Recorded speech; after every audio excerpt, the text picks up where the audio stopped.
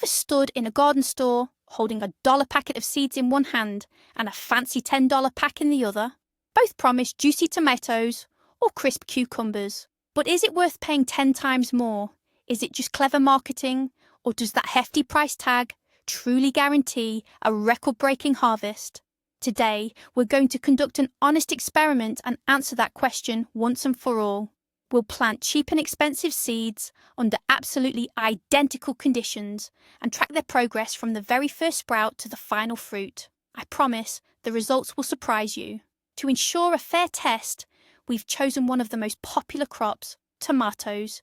In our left corner of the ring, we have a generic, no-name packet for about $1 with a simple picture. In the right, premium seeds from a well-known agricultural company, priced at around $10, promising disease resistance and incredible flavour. Conditions for both contenders will be Spartan, but strictly equal. Identical soil, identical pots, and the same amount of light and water. No favouritism. Let's begin. All right, folks, let's kick off our grand experiment. Chapter 1. Unboxing and First Impressions. Before us stand our two contenders, two rivals who will clash in a battle for the ultimate harvest. Let's check out our first contestant. It's a packet of seeds costing just 20 rubles. What do we see? A simple, almost austere design. Plain paper that crinkles easily. The tomato picture, let's just say, isn't exactly mouth-watering. It's a bit faded, as if drawn in the last century. The variety name is something very generic and folksy, like Dacha Darling or Garden's Joy. Now let's flip it over and read what the producer promises us. Typically, it's all very brief here. Large, tasty fruits. High yield. Easy to care for. Sounds good, but notice, there's no real specifics. How large exactly? What's the yield in kilograms? Which diseases is it resistant to? Silence. Just general, pleasant words that we want to hear. Seed weight, 0.1 gram.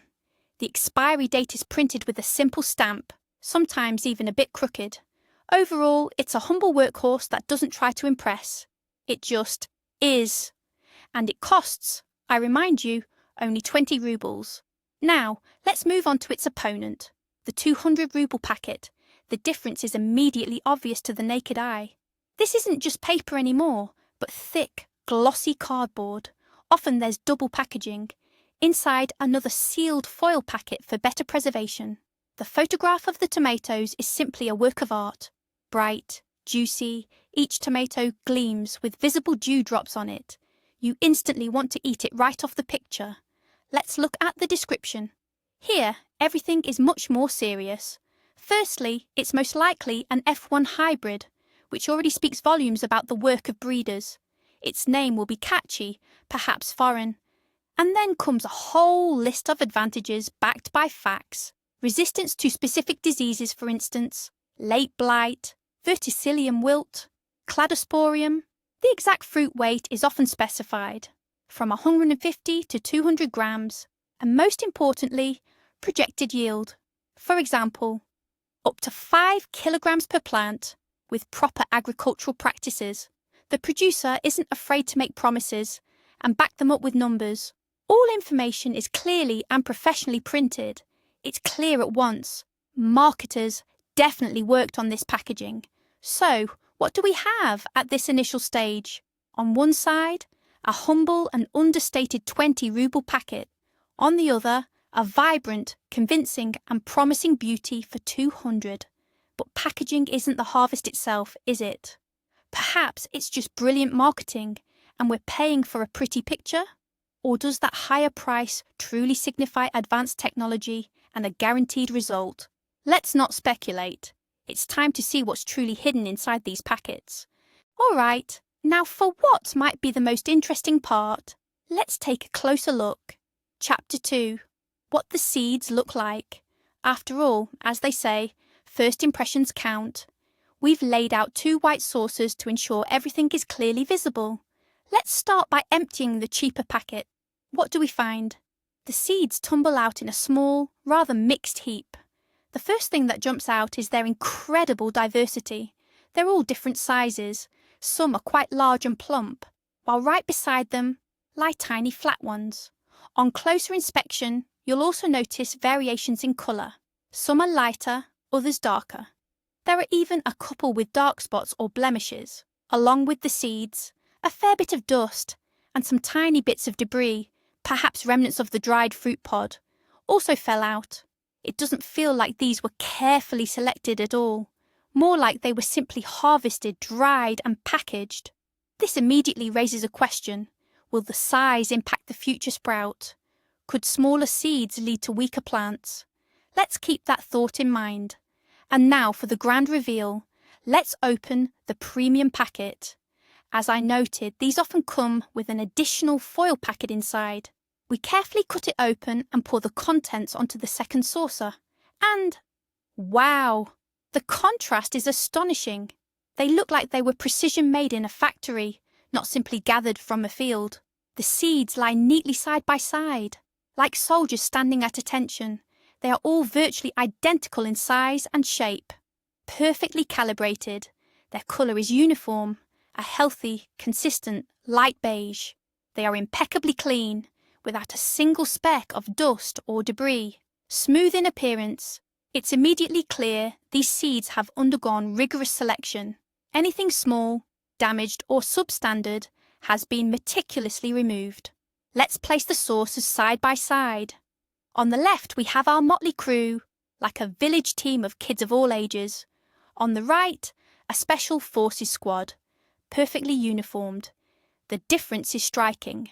And this brings us back to the question, does this level of calibration offer a tangible advantage, or is it simply a manufacturer's pursuit of perfection, for which we end up paying extra?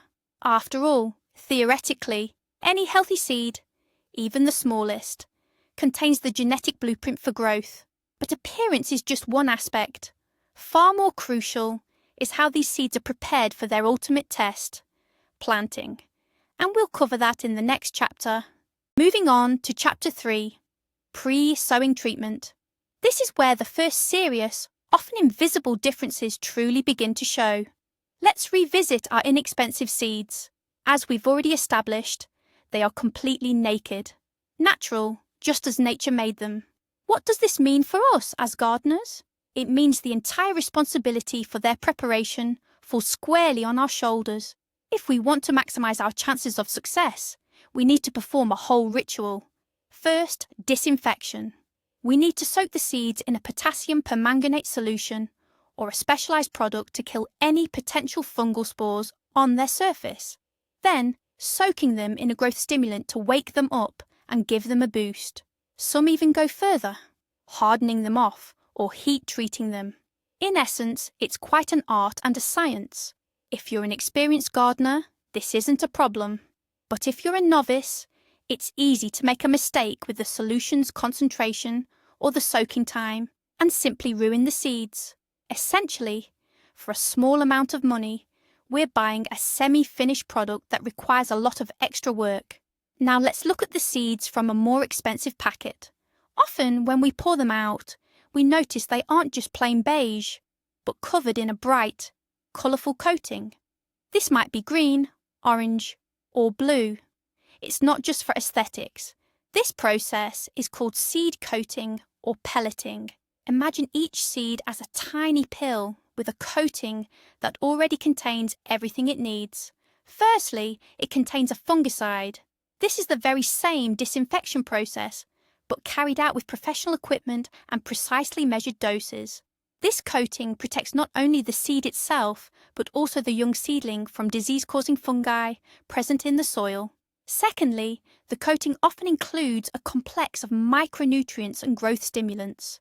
Think of it as startup capital or an energy bar for the future plant. It helps the seed germinate faster and provides it with essential nutrition during its earliest, most vulnerable stage of life. Effectively, the manufacturer of the more expensive seeds has already done all the preparatory work for us. It's as if they're saying, "Don't worry, we've taken care of everything. Just plant this seed in the ground." These seeds, by the way, should absolutely not be soaked, as that would wash away this beneficial coating.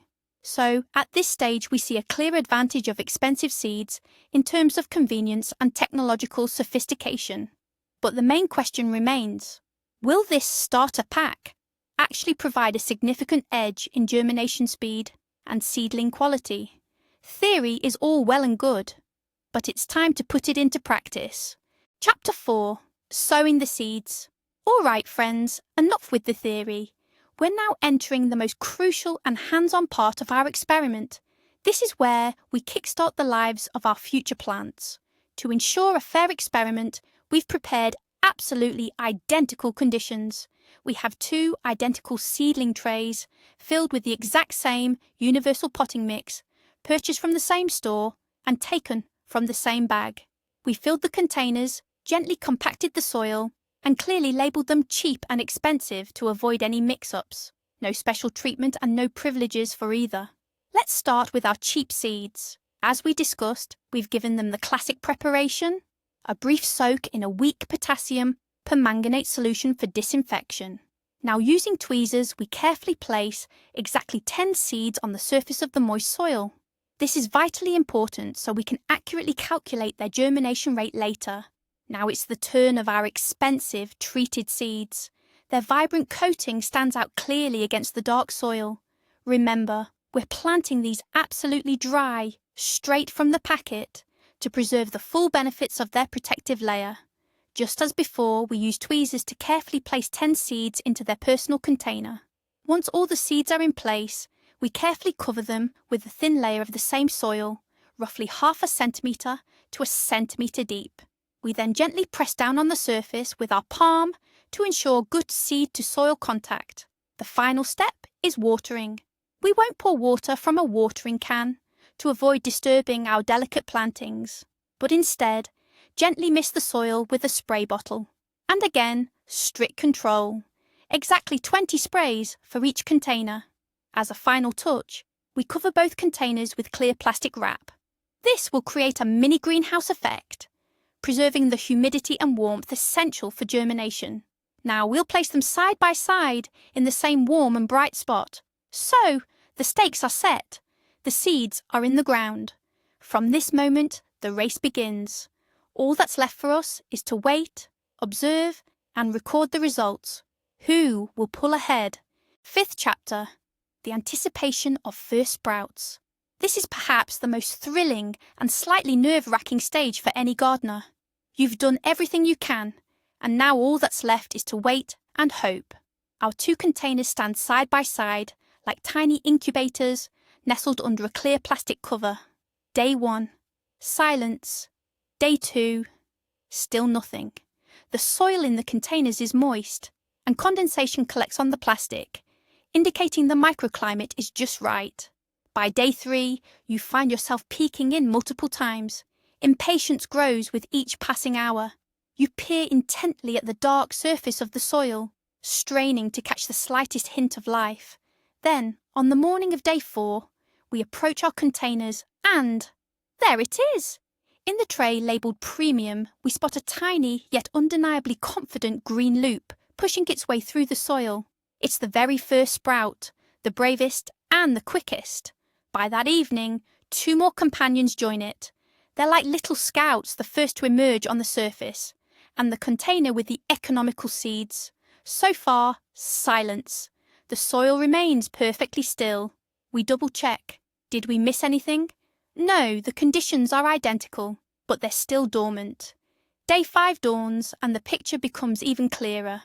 In the Premium container, 7 sturdy green loops are already proudly on display. They look vigorous and full of life. And in the economical one, finally, a first, somewhat timid sprout has emerged. It's a little thinner than its Premium counterparts, but it's here. It made it through. By the end of day 6, we can already draw some initial conclusions. The Premium seeds have delivered nearly 100% germination rate, almost simultaneously, while the economical ones are sprouting haphazardly. Some popped up on day 5, others on day 6, and some are only just beginning to show themselves. This is a crucial indicator. Uniform sprouting ensures that all the seedlings will develop evenly. You won't have to wait for the stragglers to catch up. At this stage, the premium seeds clearly win in terms of speed and synchronicity. But the ultimate test, of course, is the total count. How many sprouts will emerge in total? Let's give them a couple more days and then we'll count. So, a week has passed. All the seeds that were going to sprout have done so. It's time for Chapter 6, the most crucial one at this stage, counting our seedlings. Now we'll get our first concrete numbers and be able to evaluate one of the key indicators of seed quality, the germination rate. First, let's approach the container labelled expensive. Let's count them together. 1, 2, 3, 8, 9, 10. 10 out of 10. That's 100%. Every single seed, even those with the protective coating, has sprung to life and produced a new plant. The seedlings stand in neat, uniform rows. This perfect outcome proves the manufacturer's care in selecting and treating every single seed. The entire batch was viable. Truly impressive. Now let's move on to our budget container. Here, the situation is a bit different. It's immediately clear that the sprouts aren't as densely packed. Let's start counting. 1, 2, 3, 4, 7, 8. 8 seedlings. 2 seeds never sprouted, which means the germination rate is 80%. At first glance, the difference doesn't seem all that catastrophic. 80% is actually a pretty decent, acceptable rate for regular seeds. Many gardeners would be happy with that result. But let's look at it from another perspective. It means that 2 out of 10 seeds, or 20% of the packet's contents, were initially non-viable. Duds. We wasted space in the container, our attention, and our time on them. If we had planted, say, 100 seeds, 20 of them simply wouldn't have come up. And now, let's translate this into money. Hypothetically, our 20 ruble packet contained 10 seeds. That means each seed cost 2 rubles.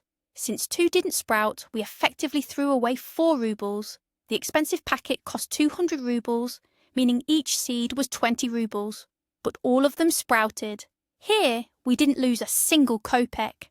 Of course, in absolute terms, these are small figures. But the fact itself speaks volumes. When buying expensive seeds, we pay for a guarantee, for the assurance that every single seed is a potential plant. With cheap seeds, we're playing a bit of a lottery. This time, we were lucky, and 8 sprouted. But it could have been 5 or even 6. At this stage, the expensive seeds earn their first solid point for 100% germination. Chapter 7. Seedling Vigour and Health. We've counted the numbers, but now it's time to assess the quality. After all, simply sprouting isn't enough. What truly matters is how you emerge into the world, as a robust, healthy plant, or a weak, scrawny one. Now, let's carefully compare our 2 groups of newborn plants. Let's take another look at the seedlings from the expensive seeds. What immediately catches the eye? They are all remarkably uniform. Their stems, or hypocotyls, as agronomists call them, are thick, a lush, vibrant green, some even with a purplish tint which indicates healthy development and a good capacity for phosphorus uptake.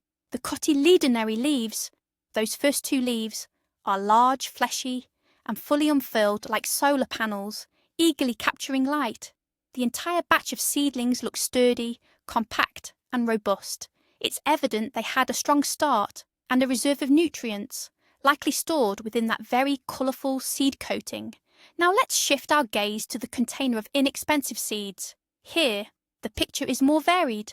Firstly, as we noted earlier, they didn't germinate simultaneously, so their sizes vary significantly. There are a couple of strong leaders that almost match their expensive counterparts. However, most of the sprouts are noticeably thinner. Their stems are paler, a lighter shade of green. Some of them have stretched a bit more upwards, which could indicate a slight lack of light or a smaller reserve of energy. Their cotyledonary leaves are also smaller. 1 out of the 8 sprouts looks particularly weak and thin, like a tiny thread. It's doubtful whether it will be able to develop fully. Most likely, this is the sprout that grew from the smallest seed. If you place the two containers side by side, the difference is strikingly clear. On one side, we have a uniform, consistent, powerful Special Forces squad. On the other, a motley crew with both strong players and some decidedly weak ones. Why is this so important? Because it is at this very early stage that the foundation for your future harvest is laid. Strong seedlings will better withstand transplanting, adapt more quickly after being moved into the soil, and be more resistant to stress and diseases. A weaker seedling, however, will demand more of our attention, more frequent feeding, and, well, more hoops to jump through. And there's no guarantee it will ever catch up to its stronger counterparts. At this stage, the advantage of expensive seeds is clear. They demonstrate higher, and more importantly, more uniform seedling quality. Chapter 8. Potting up, or the first transplant. Our seedlings have grown and their first true serrated leaves have emerged. This signals that their root systems are getting cramped in their shared home, and it's time to give each plant its own apartment, an individual pot. This process is often called potting up, or pricking out, and it's the first significant stressor for young plants. Now let's see how our two teams handle this challenge. We've prepared identical plastic cups, filled with the same potting mix. Our task is to carefully extract each seedling from its communal tray and transplant it. It's crucial to minimize any damage to their delicate root systems during this process. We'll start with the expensive seedlings. We carefully pry up a clump of soil containing a plant using a small trowel. And what do we see when we pull it out? The seedling has an excellent root system. It's a dense, well-branched ball of white roots, firmly holding the soil together. This is what's known as a fibrous root system. Transplanting a plant like this is a pleasure. We simply place this root ball into the prepared hole in the cup, gently firm the soil around it, and water. The plant barely even notices it's been relocated. It shows virtually no loss of turgor. Its leaves remain perky. All 10 seedlings go through this procedure without any issues. Now it's the budget team's turn. We carefully pry up the first strongest seedling, just as before. Its root system is also decent, though perhaps a little less branched than the premium ones. However, when we move on to the weaker seedlings, the picture changes. They have noticeably fewer roots. They're thinner, and the root ball isn't as dense. It easily crumbles apart, exposing the delicate roots. This is already a worse situation. Any root damage is a stressor that will slow down the plant's development for several days. The weakest sprout, the one that looked like a mere thread, revealed only 1 or 2 tiny fragile roots upon extraction. Its chances of successfully establishing itself are very slim. In the end, after transplanting, the difference in the plant's condition became even more pronounced. The premium seedlings stood perky in their cups as if nothing had happened. Among the budget seedlings, however, several showed signs of stress. Their leaves were visibly drooping. They will need time to recover from the stress, repair their damaged roots, and resume growth. This means they will fall even further behind their competitors. Chapter 9. Tracking growth. It's been 2 weeks since we transplanted our seedlings. By now, they should have fully settled into their individual pots and started growing vigorously. Let's grab a ruler and take some measurements to objectively assess who's leading the pack in our little race. Let's start with the seedlings grown from the more expensive seeds. What immediately stands out is their remarkable uniformity. All 10 plants look almost like identical twins. They have thick, sturdy stems, and each has already developed 4 to 5 true, large, dark green leaves. They haven't stretched. Instead, they're growing outwards, forming a strong, bushy rosette. We'll take our ruler and measure their height from the soil to the tip. The first is 12 centimetres, the second 12.5, the third 12. On average, their height ranges between 12 and 13 centimetres. This is an excellent indicator for healthy, robust seedlings. Now, let's move on to our budget-friendly contenders. As a reminder, only 8 of them survived the transplanting process. The situation here, as before, is quite mixed. The 2 strongest plants, which have been leaders from the start, look very respectable. Measuring them, they stand at 11 centimetres. They've almost caught up to the expensive ones, but they're still slightly shorter, and their stems are a bit thinner. Next, for the middle of the pack, these are another 4 plants, and they're noticeably lagging behind. Their height is around 8 to 9 centimetres.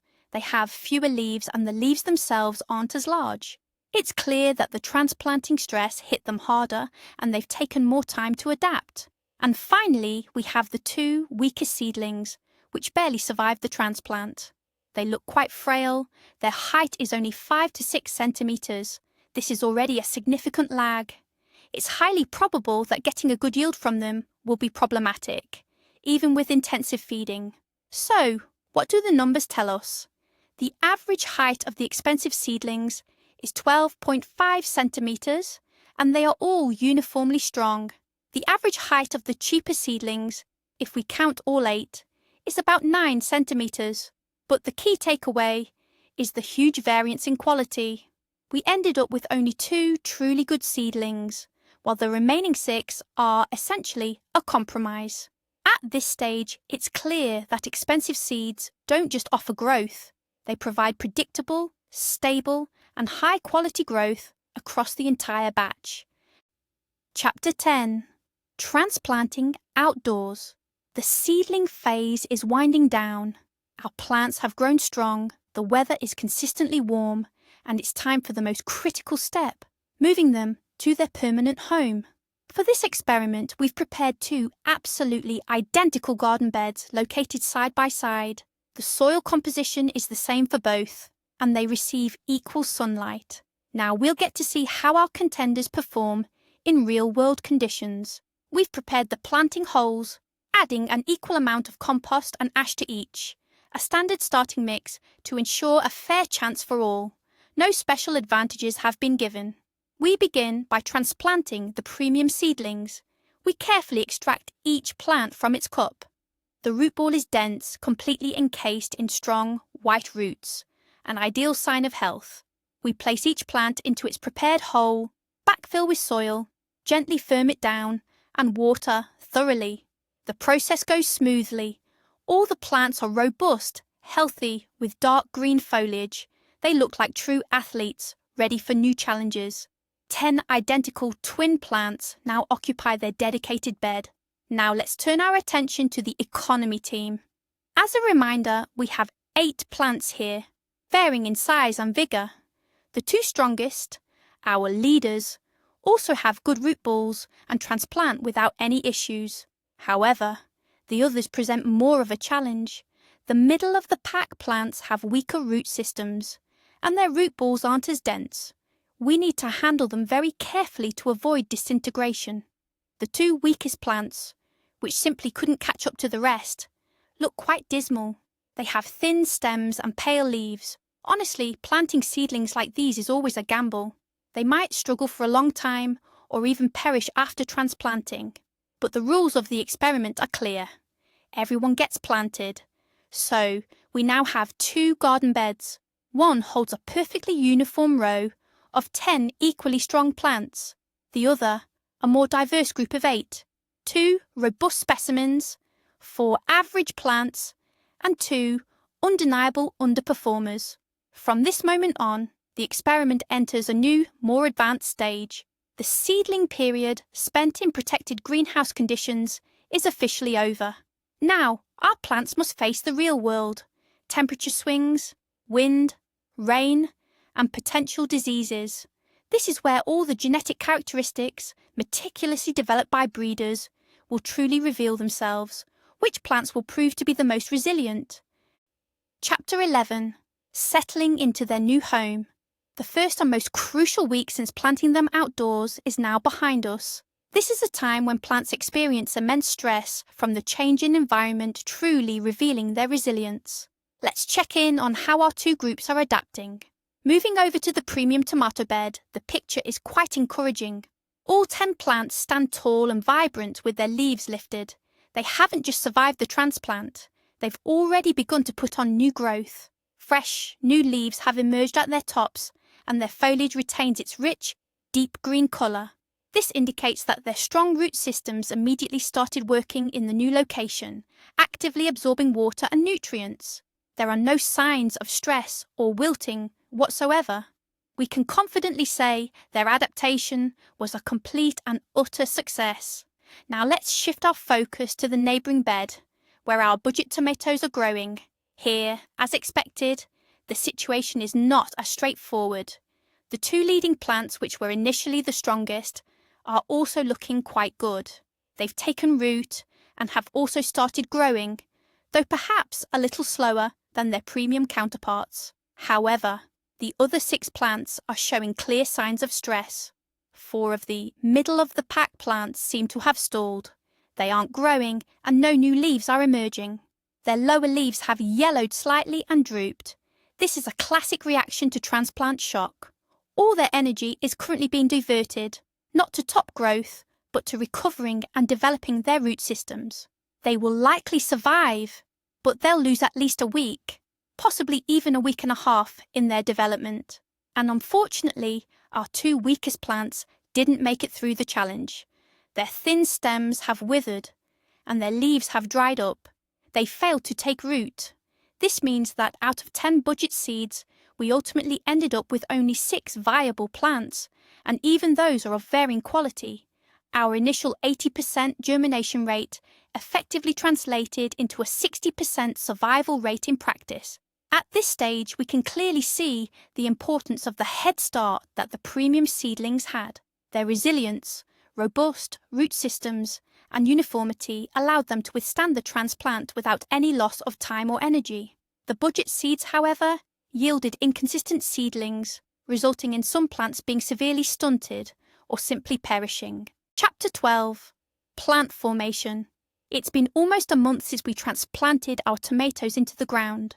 They've grown considerably, and now we can truly assess their development and how they're forming their structure.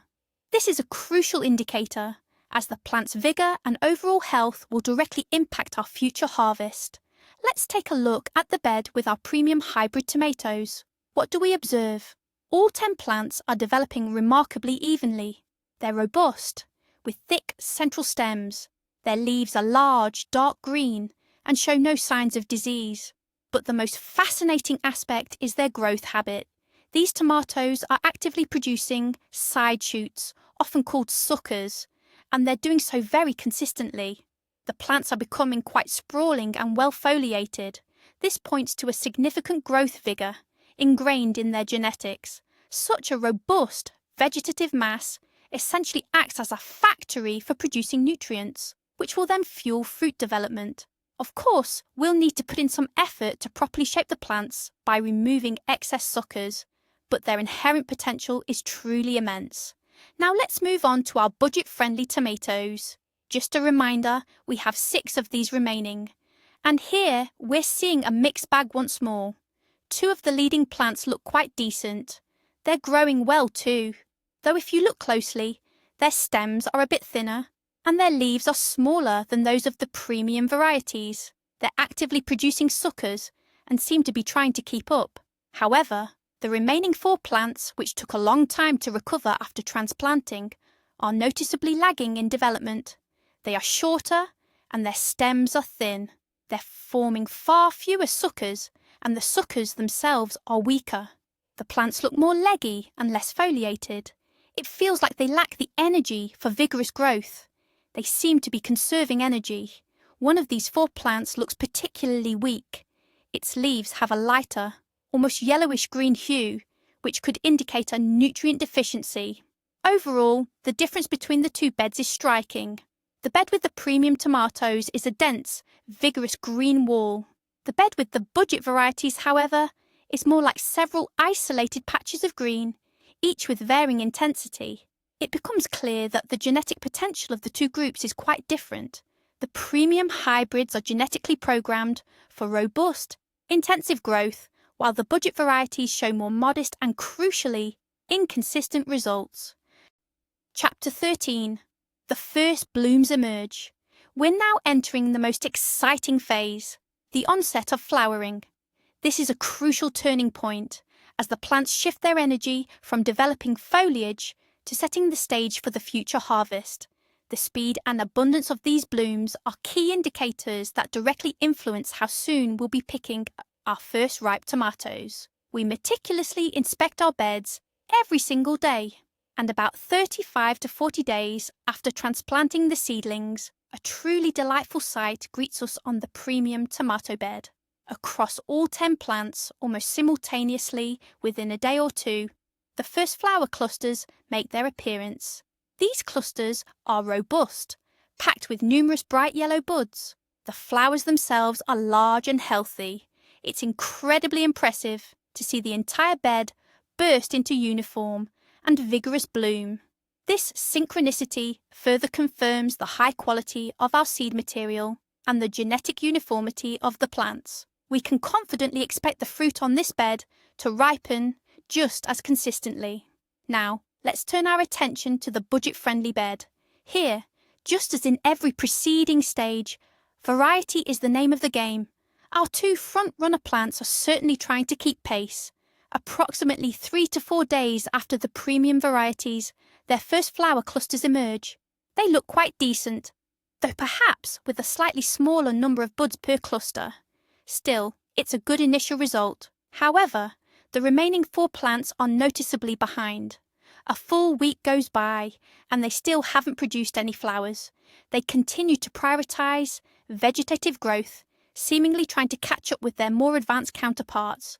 It's only on the 10th to 12th day after the premium plants began flowering that these stragglers finally present their first, rather modest flower clusters. So, what's the practical implication of all this? A significant time gap.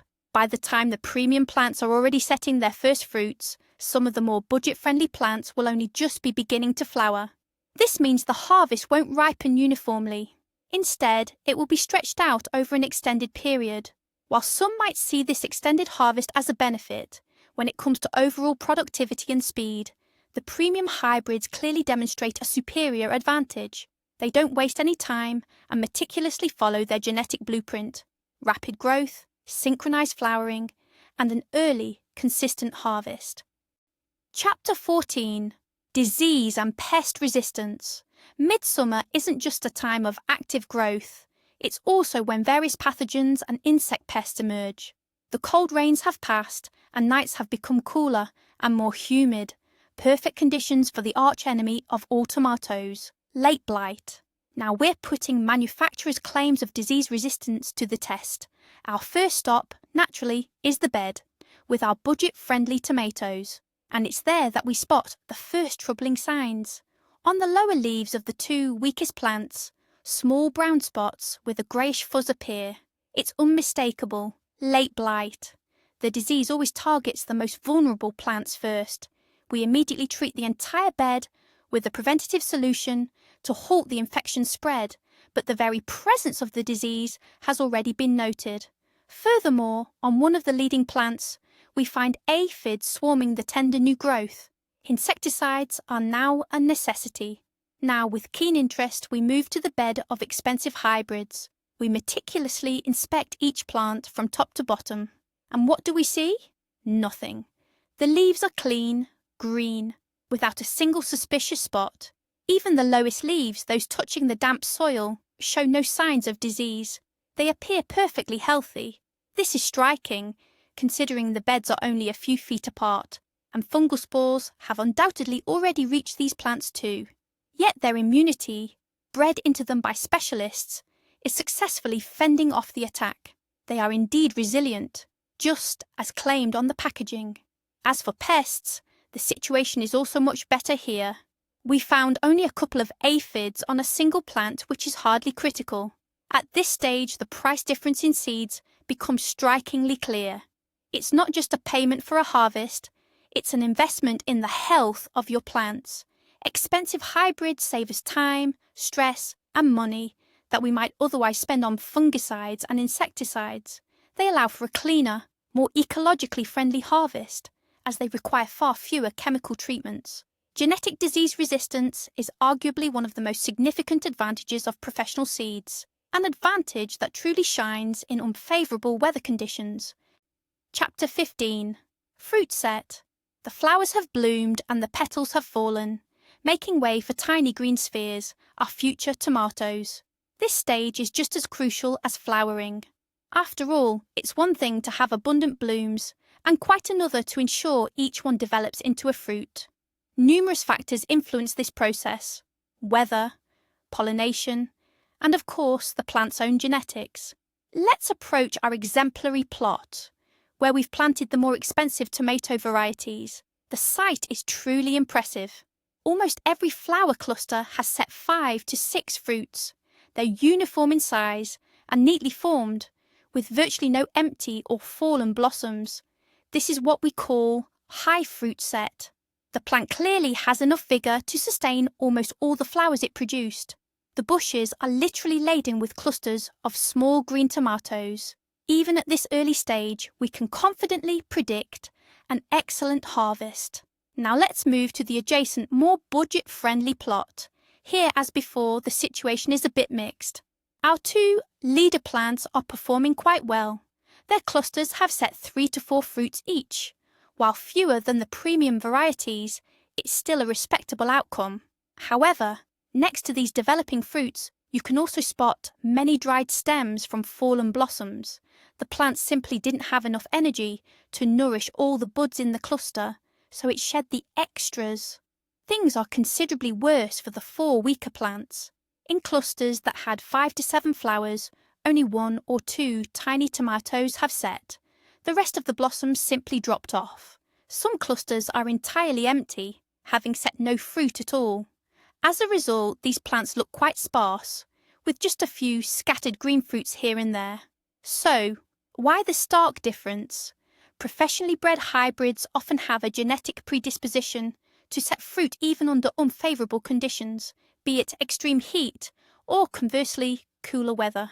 With open-pollinated or heirloom varieties, this ability is less pronounced. They tend to be more finicky and react sharply to any stress by shedding their flowers and nascent fruits.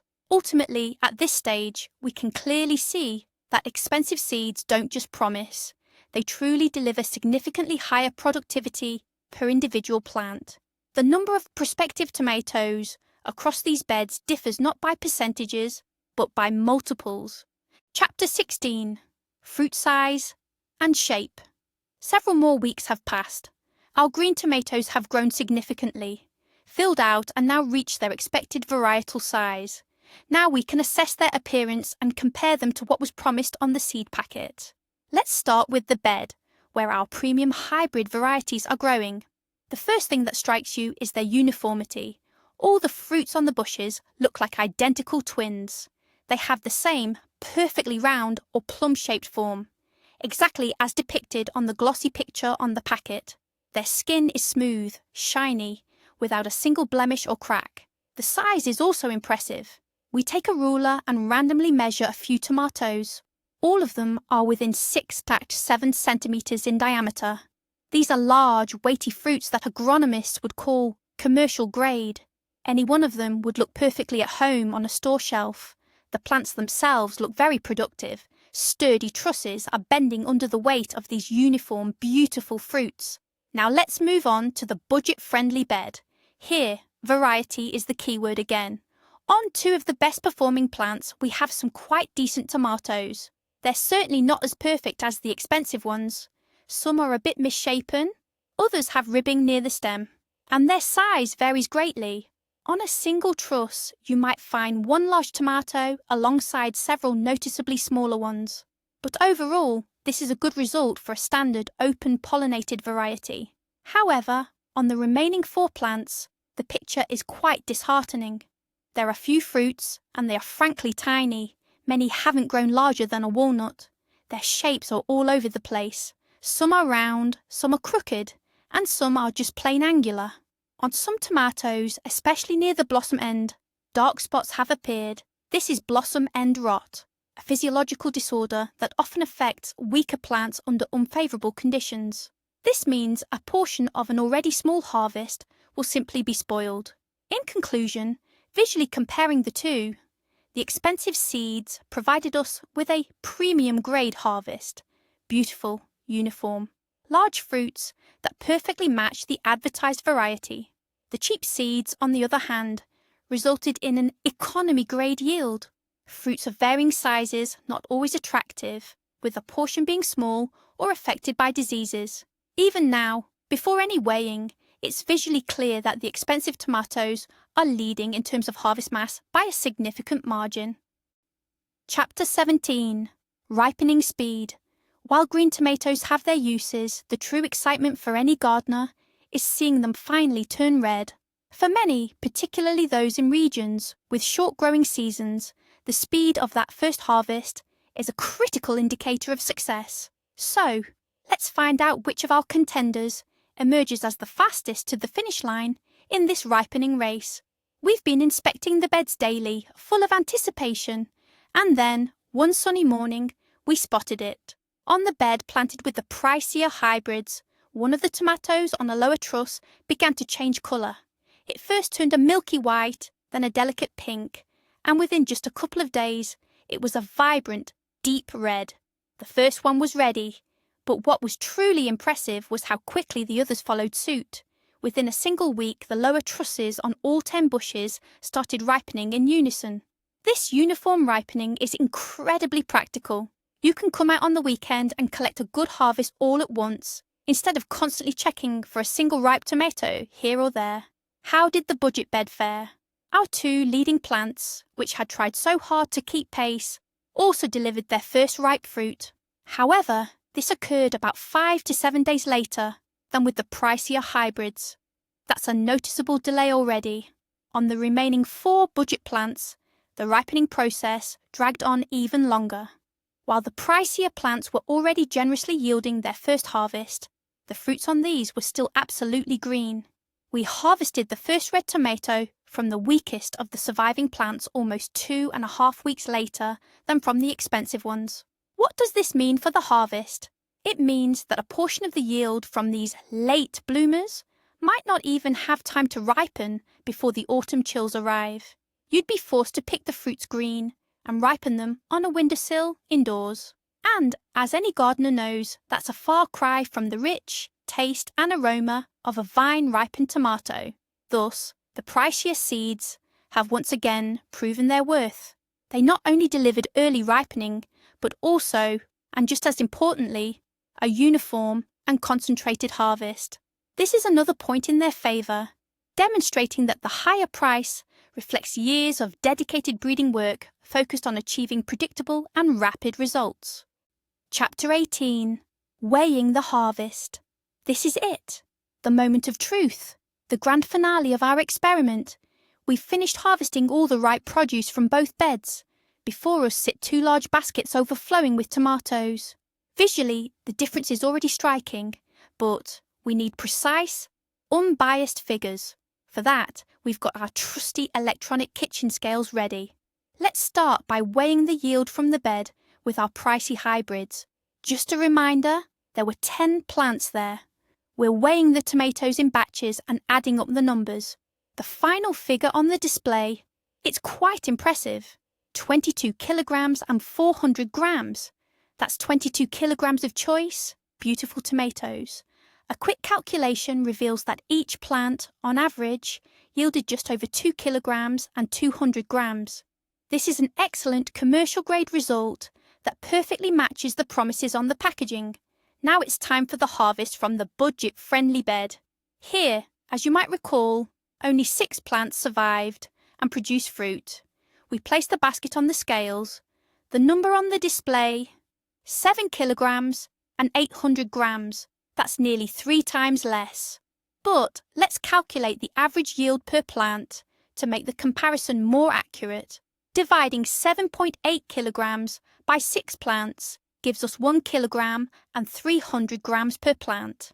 And now let's compare the averages. 2 kilograms, 200 grams from an expensive plant versus 1 kilogram, 300 grams from a budget plant. The difference is 900 grams. That means the expensive hybrid was almost 70% more productive than an average plant grown from cheap seeds. Now let's look at the financials. We spent 200 rubles on the expensive seeds and harvested 22 kilograms. The cost per kilogram of tomatoes, based solely on seed price, is about 9 rubles. For the cheap seeds, we spent 20 rubles and got almost 8 kilograms.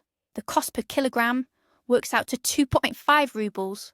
Yes, by this metric, the cheaper seeds seem more cost-effective. However, we got almost 3 times less yield from the same area. If we wanted to achieve 22 kilograms with the cheap seeds, we would have needed almost twice as much land, effort, water, and fertilizer. And that's not even counting the cost of disease treatments we applied to the budget bed. The numbers speak for themselves. On the most important metric, yield, the expensive seeds achieved a resounding victory. Chapter 19. The tasting. All right, everyone, this is the most enjoyable part of our experiment. Sure, the numbers on the scale matter, but we're not growing vegetables just for their weight. We grow them for the flavour. Today, we're going to conduct a blind tasting to see if there's truly a difference hidden beneath the skin.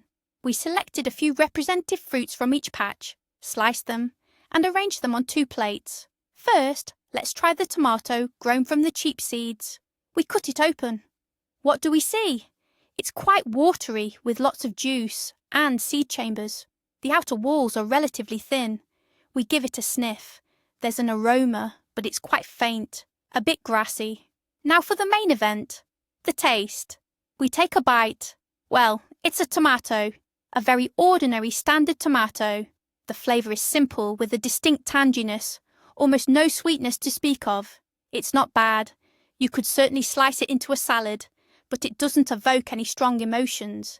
It's very similar to those bland, winter, supermarket tomatoes. And now, the moment of truth. We take a fruit grown from the expensive seeds. Visually, it already looks more appetising. We cut it open. And there it is. The difference. It's meaty with that sugary texture on the cut surface. Few seeds, lots of flesh. The walls are thick and firm. The aroma. Now that's a whole different story. Rich, sweet, that genuine potent tomato fragrance that instantly transports you to summer gardens. We close our eyes and take a bite. Yes, this is it. The flavour is rich, complex. It's sweet, but not cloying, with a light, almost imperceptible acidity that creates a perfect balance. It's juicy, yet not watery. Every single bite is a delight. The verdict of our tasting is unequivocal. If the cheap tomato is merely fuel, a basic vegetable for a salad, then the expensive one is a true delicacy, a standalone dish you want to eat all on its own, perhaps with just a sprinkle of salt. The difference in taste wasn't just noticeable, it was immense. And this, perhaps, is the most compelling argument in favour of expensive seeds, because ultimately it's for this very taste that we put in all our gardening efforts. Chapter 20. Final takeaways. Our long and fascinating experiment has come to an end. We've journeyed all the way from a tiny seed to a ripe, mature fruit. Now it's time to gather all the facts and answer the main question we posed at the very beginning. Is it truly worth paying more for seeds? Is there a significant difference between a 20 ruble packet and a 200 ruble one? Let's recap all the stages. The expensive seeds boasted a 100% germination rate, sprouting uniformly and robustly. The cheaper ones managed only 80% germination, and that was scattered and inconsistent. The premium seedlings were strong, healthy, and consistently uniform. In contrast, the budget seedlings varied in size, with several noticeably weak plants among them. After transplanting, all the expensive plants took root perfectly. However, 2 of the cheaper plants died, and the rest struggled with prolonged illness. As they grew, the expensive hybrids demonstrated remarkable vigour, strong disease resistance, and early synchronised flowering. The cheaper varieties, on the other hand, grew more slowly, required treatment for blight, and flowered much later. And finally, the moment of truth, the harvest. The expensive seeds yielded beautiful, large, and perfectly uniform fruits. We harvested nearly 70% more produce by weight from each plant. And most importantly, their flavour was rich, sweet, and truly authentic. The cheaper seeds, however, produced unevenly sized, less attractive tomatoes with a rather ordinary, slightly acidic taste. So, what's the takeaway? We're not just paying for pretty packaging. That higher price reflects years of dedicated work by breeders who've meticulously invested immense potential into each tiny seed. We're paying for superior genetics that ensure predictability, reliability, and top-tier quality. We're paying for robust disease resistance, which saves us effort and money on costly chemicals. We're paying for an early and abundant harvest, and ultimately, we're paying for that truly exceptional flavour. Of course, this isn't to say that all inexpensive seeds are bad. Sometimes you might stumble upon decent options, especially if you enjoy a bit of experimentation. But it's always a gamble.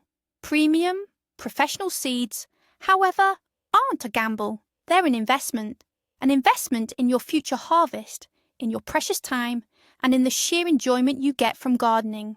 And our experiment has clearly demonstrated that these investments pay off handsomely, and then some.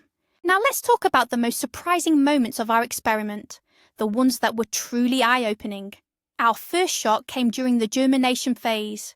The cheap seeds costing just 20 rubles showed a germination rate of 9 out of 10, while the expensive ones were 10 out of 10. The difference was minimal. At first, it seemed like we'd wasted our money. The seedlings also grew at a very similar pace, and we were already preparing to debunk the myth about expensive seeds. But then, things got really interesting. Then came the turning point. After transplanting them into the soil, when the cold summer rains began, the plants grown from the cheap seeds were the first to show signs of blight. We had to treat them. But the expensive ones, true to their promise, displayed phenomenal resistance. They were almost unaffected. But the biggest surprise awaited us at harvest. The yield from the expensive seeds was 40% heavier. The fruits were larger, more uniform, absolutely perfect. In contrast, the cheap seeds produced many small, misshapen tomatoes. And finally, the taste. The cheap tomatoes were just ordinary, a bit sour, a bit watery. But the expensive ones were sweet, meaty, with that authentic, rich tomato flavour. The difference wasn't just noticeable, it was immense. So let's summarise. Is it worth paying 10 times more for seeds? Our answer is a resounding yes, if results matter to you. Cheap seeds are a lottery. You might get lucky, or you might not. Expensive seeds are an investment in predictability, in plant health, in the quantity, and most importantly, in the quality of your harvest. You're not paying for fancy packaging, you're paying for years of breeders' work, for the genetics that ensure your success. Thanks for watching this video all the way to the end. If you found our experiment helpful, please give this video a like and subscribe to the channel so you don't miss our new comparisons and tests. Now, a question for you. What's your most successful, or perhaps most disastrous, experience with seeds? Share your stories in the comments below. Let's discuss.